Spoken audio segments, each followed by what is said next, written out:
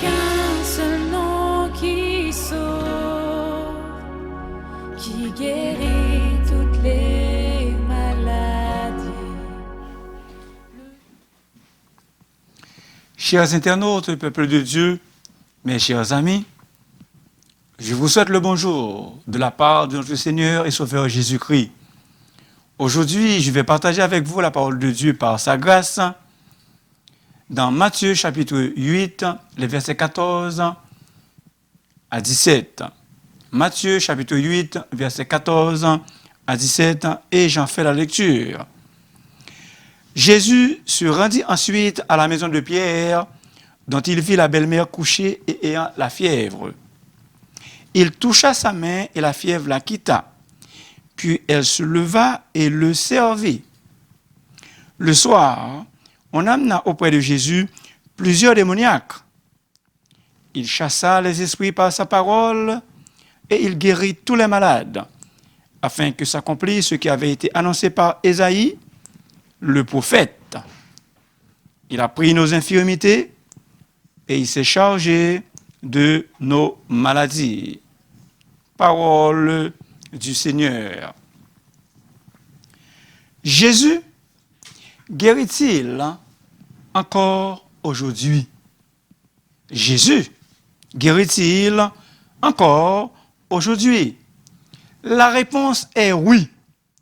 Certainement, à ce jour, Jésus, le grand médecin, guérit encore tous les malades et toutes les infirmités.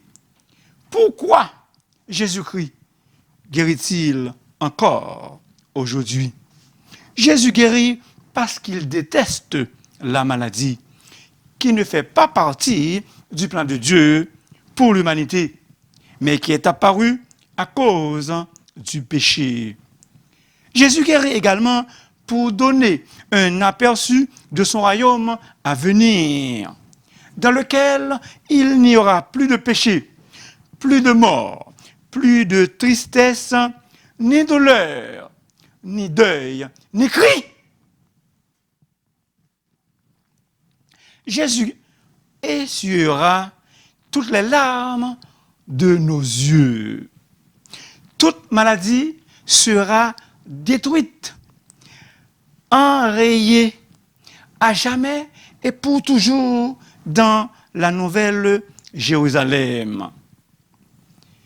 Jésus guérit en vertu de sa divine compassion pour ceux qui souffrent. Voyant la foule, il fut ému de compassion. Il faut bien souligner ça. Jésus fut ému de compassion pour elle, pour la foule, parce qu'elle était languissante et abattue, comme des brebis qui n'ont point de berger. Jésus fut ému de compassion pour une foule qui n'avait point de berger. C'est pas fini.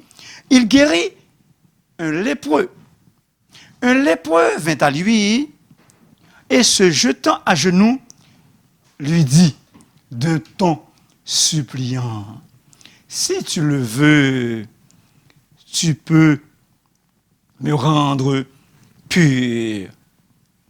Jésus ému de compassion. Jésus ému de compassion étendit la main, le toucha et dit: je le veux, sois pur. Compassion pour un lépreux.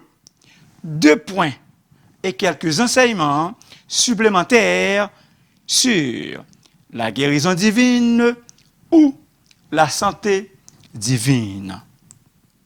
Le premier point, guérison de la belle-mère de Pierre.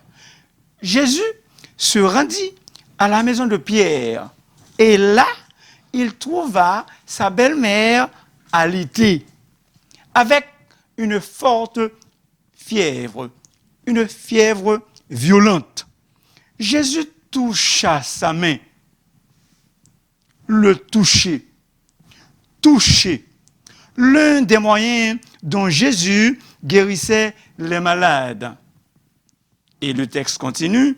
Et la fièvre quitta la femme, puis elle se leva et servit Jésus et les autres. Imitation. Imitation. Quand Jésus nous guérit, à l'instar de cette femme, remettons-nous au service de Christ avec une entière consécration renouvelée. Et nous devons aussi servir les autres. Les évangélistes Marc et Luc nous rapportent qu'elle, la femme, sert également les autres personnes. En d'autres mots, cette femme, étant guérie, mettait immédiatement sa capacité d'action au service de Jésus et les autres disciples. Deuxième point, guérison et exorcisme. Le soir étant venu, on amena à Jésus beaucoup de personnes qui étaient sous l'emprise des démons. Par sa parole, il chassa ces esprits mauvais. Il guérit tous les malades. Comment? Par sa parole.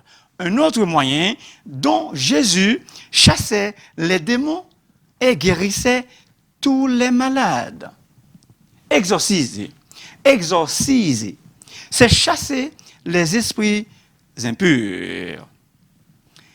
Ils étaient frappés de sa doctrine, car il enseignait comme ayant autorité. Soulignez ça, s'il vous plaît.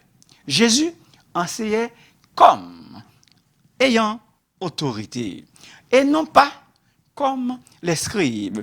Tous furent saisis de stupéfaction, de sorte qu'ils se demandaient « Qu'est-ce que ceci?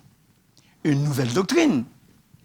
Il commande même aux esprits impurs et ils lui obéissent. Est-ce que vous êtes avec moi? Autorité de Jésus. Autorité de Jésus. La parole de Jésus, qu'elle soit l'enseignement, guérison ou libération, a toute son autorité. Avec la parole de Dieu, l'autorité absolue de Jésus, nous avons le pouvoir et l'autorité de commander aux esprits malins et ils nous obéiront au nom de Jésus. Moi, j'y crois fermement. Je crois que les Haïtiens ont un grand besoin d'un ministère de délivrance, libération et de guérison. Délivrance, libération et de guérison. Et ce grand besoin démontre clairement le pouvoir et l'autorité de Jésus sur les esprits impurs qui les oppriment, qui les dominent. Troisième point, Jésus a pris nos infirmités et a porté nos maladies. Comme dit l'Écriture, ainsi s'accomplissait cette parole du prophète Ésaïe. Il s'est chargé de nos infirmités et il a porté nos maladies. Solidarité, solidarité, c'est la solidarité de Jésus avec la souffrance humaine qui explique mieux le fait qu'il porte nos maladies. Maintenant, comme je vous ai dit, quelques enseignements supplémentaires sur la santé divine et la guérison divine ou la guérison divine. Premièrement, nous sommes le temple du Saint-Esprit. Nous ne sommes pas le temple de la maladie ni de l'infirmité. Nous sommes le temple du Saint-Esprit et non le temple de la maladie ni de l'infirmité. Notre corps n'est pas le temple de la maladie ni de l'infirmité. Le Saint-Esprit qui habite en nous, le Saint-Esprit qui est l'esprit de vie, le Saint-Esprit est l'esprit de vie. Il communique la vie à tout notre corps. Il vivifie tout notre corps mortel. La Bible dit, ne savez-vous pas que votre corps est le temple du Saint-Esprit? Notre corps est le temple du Saint-Esprit qui est en vous et que vous avez reçu de Dieu. Ne savez-vous pas que vous êtes le temple de Dieu? Nous sommes le temple de Dieu et que l'Esprit de Dieu habite en nous ou en vous. Nous sommes le temple de Dieu, pas le temple de la maladie. Nous sommes le temple de Dieu, mais pas le temple de la maladie. Jésus a donné sa vie pour nous, afin que nous l'ayons en abondance, en surabondance, à profusion. Nous avons donc cette vie et elle coule jusqu'à chaque organe de notre corps. Nous avons donc cette vie et elle coule jusque chaque organe de notre corps, apportant santé et guérison. Jésus a dit, le voleur ne vient que pour dérober, égorger et détruire. Moi, je suis venu afin que les brebis aient la vie et qu'elle l'ait en abondance, qu'elle l'ait à flot, qu'elle l'ait en débordement. La loi de l'esprit de vie nous a affranchis de la loi du péché et de la mort. C'est la loi de l'esprit de vie en Christ qui prévaut dans notre corps.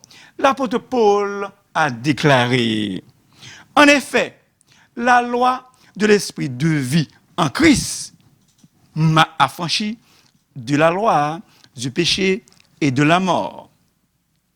La guérison divine est un acte d'amour. Et comme vous le savez, Dieu est amour. Et il nous aime comme il a aimé son Fils. C'est merveilleux. C'est encouragement. C'est très encourageant de savoir que Dieu nous aime comme il a aimé son Fils. Dieu nous a aimés même avant la fondation du monde. Nous n'avons eu le temps de rien faire, mais Dieu, dans son éternel amour, il nous a aimés pareil.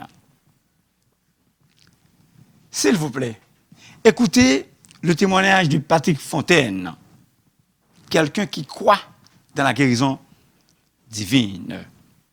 Il y a quelques années, j'ai goûté de manière si réelle et si concrète l'amour de Dieu que cela a changé mon approche de la guérison divine.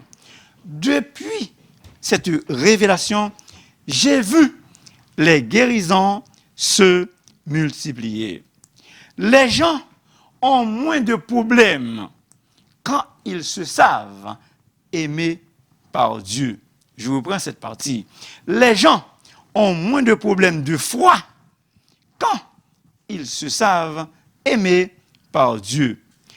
Il est temps de présenter la guérison divine non seulement comme un acte de puissance, mais surtout comme un acte d'amour. Il faut souligner qu'il n'y a aucun exemple scripturaire, aucun exemple dans les Écritures qu'un malade soit venu à Jésus et n'ait pas été guéri. Il n'y a aucun cas, même pas un seul, où Jésus ait dit à un miracle, il faut que tu restes malade. Jamais. Vous n'allez pas trouver ça dans les Écritures. Non, Jésus guérissait tous ceux et celles qui venaient à lui. Il est écrit, la prière de la foi sauvera le malade. La prière de la foi, c'est la prière qui prie. La prière de la foi, c'est la prière qui prie. Autrement dit, quand vous priez, quand moi je prie, c'est quasiment pas nous qui prions, mais c'est la foi qui prie. Et rien n'est impossible à la foi. Rien n'est impossible à la foi. C'est à cause de votre incrédulité, leur dit Jésus. Je vous le dis en vérité. Je vous le dis, amen. Si vous aviez de la foi comme un grain de sénévé, vous direz à cette montagne, transporte-toi d'ici, et elle se transporterait. Rien ne vous sera impossible. Rien n'est impossible à celui qui croit. Rien n'est impossible à celui qui croit. Devant le tombeau de Lazare, Jésus dit, ôtez la pierre. Marthe, la sœur du mort, lui dit, Seigneur, il sent déjà, car il y a 4 jours qu'il est là. Jésus lui dit, ne t'ai-je pas dit que si tu crois, tu verras la gloire de Dieu. Peuple de Dieu, mes chers amis internautes, si nous croyons, nous verrons la gloire de Dieu. Maintenant, la guérison divine sans exception. La guérison divine sans exception. Maintenant, dans le Nouveau Testament, l'Éternel éloignera de toi toute maladie, sans exception. C'est lui qui pardonne toutes tes iniquités, qui guérit toutes tes maladies, sans exception. Maintenant, révélé dans les actes de Jésus. Juste seulement quelques versets. Guérissant toute maladie et toute infirmité. Il guérissait tous. Tous ceux qui le touchaient étaient guéris. Une force sortait de lui et il les guérissait tous. Révélé, la guérison divine, révélée maintenant par la mission confiée aux disciples. Jésus nous a confié, nous qui sommes des disciples de Jésus, il nous a confié une mission. Ayant appelé ses 12 disciples, il leur donna le pouvoir de chasser les esprits impurs et de guérir toute maladie et toute infirmité. Êtes-vous un disciple de Jésus? Si vous êtes un disciple de Jésus, il vous donne le pouvoir de guérir toute maladie et toute infirmité. Jésus, ayant assemblé ses 12, leur donna force et pouvoir sur tous les démons, avec la puissance de guérir les malades. Peuple de Dieu, tous ces versets nous parlent d'un ministère de guérison sans exception sur toute maladie et sur toutes sortes de personnes. Frères et sœurs bien-aimés, si nous croyons, nous verrons la gloire de Dieu. Si nous croyons, nous verrons des miracles s'accomplir au milieu de nous.